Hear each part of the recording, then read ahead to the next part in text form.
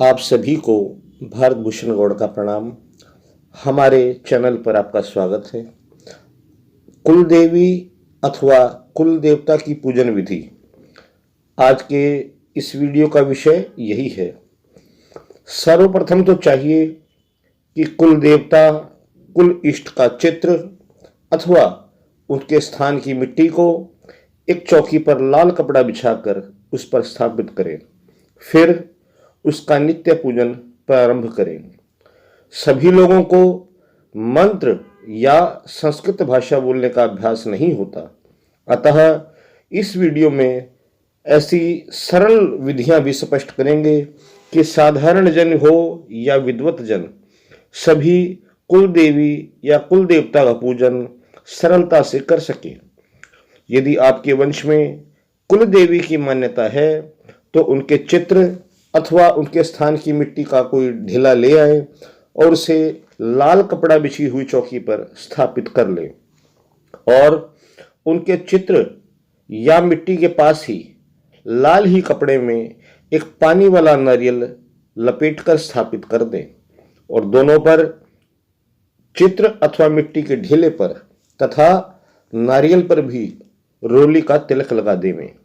साथ ही नित्य वहां शुद्ध घी का दीपक और धूप भी जलाएं।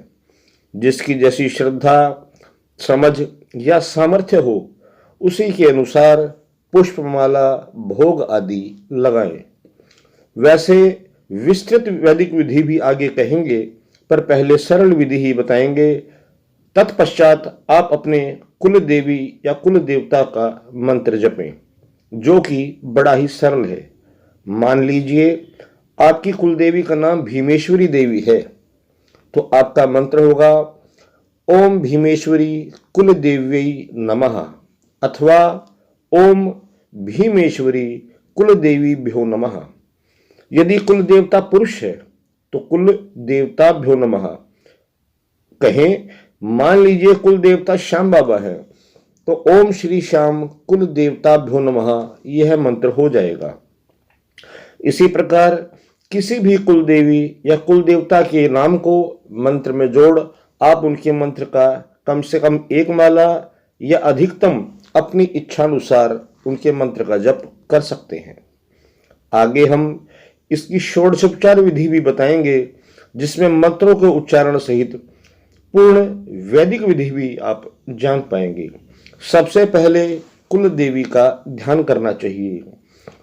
कुल देवीं कृपामूर्तिं नित्याम स्वकुल वत्सलां कुलहितैषिणीं शक्तिं वंदे श्री कुल मातरम। इसके बाद कुल देवी का आवाहन करना चाहिए। त्रिपुटी गत लोककुलस्याम्बां कुलेश्वरीं कुलदेवीं कुलाराध्यां श्रियमावाहयाम्यहम्। श्री कुलदेव्यै नमः। श्री कुलदेवीं आवाहयामि, स्थापयामि, पूजयामि, यह कहकर उन्हें आसन के रूप में पुष्प अर्पण करें। इसके बाद उन्हें पाद्य दें। श्री कुलदेव्यै नमः। यहाँ पर स्पष्ट कर दूं, आपकी जो भी कुलदेवी हो, अगर भीमेश्वरी देवी हैं तो श्री भीमेश्वरी कुलदेव्यै नमः, यदि काली हैं तो काली कुलदेव्यै नमः, इस प्रकार बोलना चाहिए। तो पाद्य अर्पण करें। श्री कुलदेव्यै नमः पाद्यो पाद्यम समर्पयामि, ऐसा कहकर जल चढ़ाएं और आगे हर वाक्य में अपनी कुलदेवी का नाम जोड़ते चलें। फिर अर्घ्य दें।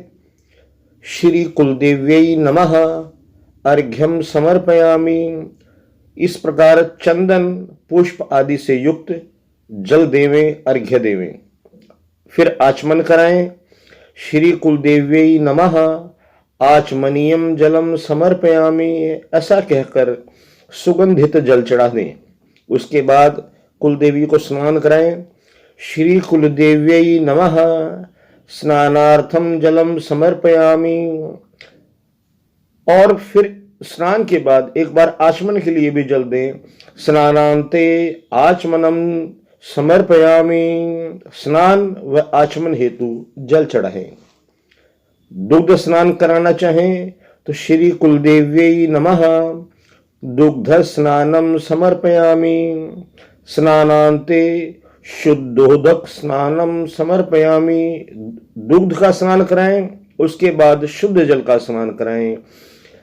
गाय के दूध से स्नान कराएं, पुनः शुद्ध जल से स्नान कराएं।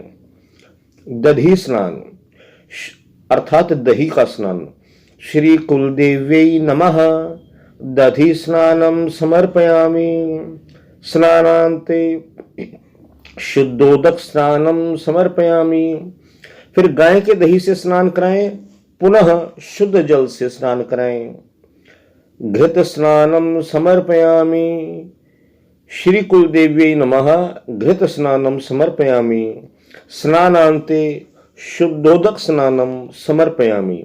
गाय के घी से स्नान करावें, पुनः शुद्ध जल से स्नान करावें।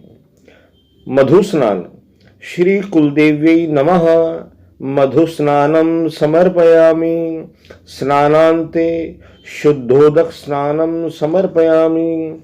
मधु से स्नान कराएं, फिर शुद्ध जल से स्नान कराएं।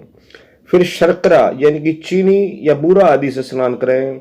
श्री कुलदेव्यै नमः शर्करा स्नानम समर्पयामि।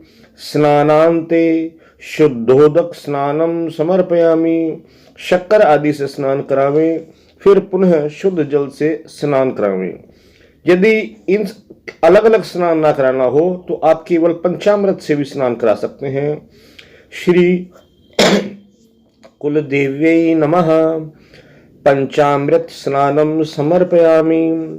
स्नानांते शुद्धोदक स्नानम समर्पयामि। पंचामृत से स्नान कराएं, फिर पुनः शुद्ध जल से स्नान कराएं।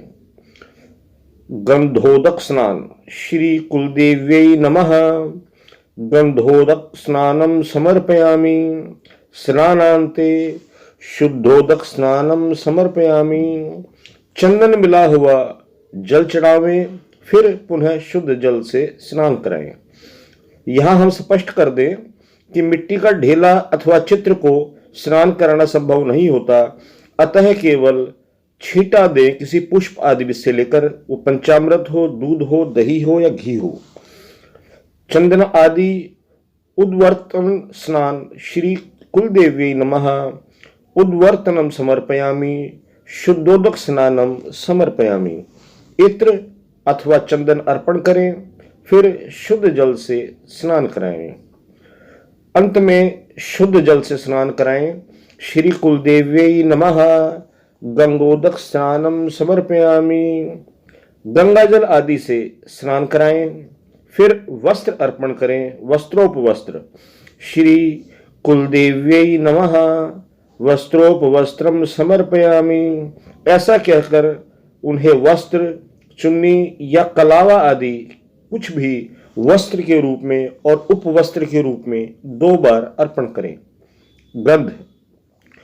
श्री कुलदेव्यै नमः गंधम समर्पयामि। ऐसा कहकर उन्हें चंदन आदि अर्पित करें, उनका तिलक लगावें। फिर अक्षत यानी कि चावल हाथ में लें, जो कि पुष्प और कुमकुम से, रोली से युक्त हो। श्री कुलदेव्यै नमः अक्षतान समर्पयामि। ऐसा कहकर कुमकुम युक्त अक्षत समर्पित करें, फिर उन्हें पुष्पमाला अर्पित करें। पुष्पमाला। श्री कुलदेव्यै नमः पुष्पाणि पुष्पमालां च समर्पयामि। ऐसा कहकर पुष्प तथा पुष्पमाला अर्पित करें। इसके बाद दूर्वा। दूर्वा का अग्रभाग वो तोड़ लें, आगे का हिस्सा, और उनको धोकर शुद्ध कर लें, वही चढ़ानी चाहिए। श्री कुलदेव्यै नमः दूर्वांकुरान समर्पयामि। ऐसा कहकर दूर्वा दूब चढ़ाएं। नाना परिमल द्रव्य यानी कि अबीर, गुलाल, हल्दी आदि का चूर्ण। श्री कुलदेव्यै नमः नाना परिमल द्रव्यम समर्पयामि। ऐसा कहकर अबीर, गुलाल, हल्दी आदि का चूर्ण चढ़ावें, फिर धूप और दीप उन्हें दिखाएं। श्री कुलदेव्यै नमः धूपम आघ्रापयामि। दीपक दर्शयामि। ऐसा कहकर धूप दीप दिखावें, फिर उन्हें मीठे का भोग लगाएं। यहाँ पर आप कोई भी प्रसाद के रूप में ले सकते हैं जो आपके कुल में मान्यता हो अथवा अपनी इच्छानुसार। श्री कुलदेव्यै नमः नैवेद्यम समर्पयामि, नैवेद्यांते आचमनीयम समर्पयामि। मिठाई, खीर, लपसी आदि जो आपकी परंपरा हो, इच्छा हो, वह नैवेद्य अर्पित करें और फिर आचमन के लिए जल दें। इसके पश्चात ऋतुफल समर्पित करें। श्री कुलदेव्यै नमः ऋतुफलम समर्पयामि, ऐसा कहकर ऋतुफल चढ़ाएं। तांबूल यानी कि पान का पत्ता, जिसमें एक सुपारी, लौंग और इलायची रखें और उसको मोड़कर एक लौंग से ही पत्ते को बंद कर दें और बोलें श्री कुलदेव्यै नमः तांबूलम समर्पयामि। इलायची, लौंग, सुपारी के साथ तांबूल को, पान को अर्पण करें। फिर देवी को सौभाग्य पेटिका अर्थात श्रृंगार का सामान वह अर्पित करें। श्री कुलदेव्यै नमः सौभाग्य पेटिकाम समर्पयामि। कुमकुम, सिंदूर, आभूषण, काजल, सौभाग्य सूत्र यानी कि मंगल सूत्र आदि श्रृंगार के सामान से युक्त सौभाग्य पेटिका देवी को अर्पित करें। बाद में यह पेटिका किसी सौभाग्यशाली स्त्री को जो सधवा हो उसे दान में दे देना चाहिए। सबसे अंत में कुलदेवी को दक्षिणा अर्पित करें। श्री कुलदेव्यै नमः दक्षिणाम समर्पयामि, ऐसा कहकर दक्षिणा अर्पित करें। इस प्रकार से आप अपनी कुलदेवी की या कुलदेवता की बहुत ही सरल रीति के साथ और वैदिक रीति के अनुसार पूजा कर सकते हैं और पुण्य के भाग्यशाली हो सकते हैं। सभी को अपने कुल देवी या कुल देवता का पूजन अवश्य करना चाहिए, क्योंकि उनकी कृपा से ही हमारे जीवन में सुख, समृद्धि, सौभाग्य सब प्राप्त होते हैं। उनकी कृपा होती है तो सभी अन्य देवी देवताओं की कृपा भी प्राप्त होने लगती है। मित्रों, यदि आपको हमारा ये वीडियो पसंद आया हो, इसे लाइक करें, शेयर करें, हमारे चैनल को सब्सक्राइब करें। आप सभी को भारत भूषण गौड़ का प्रणाम।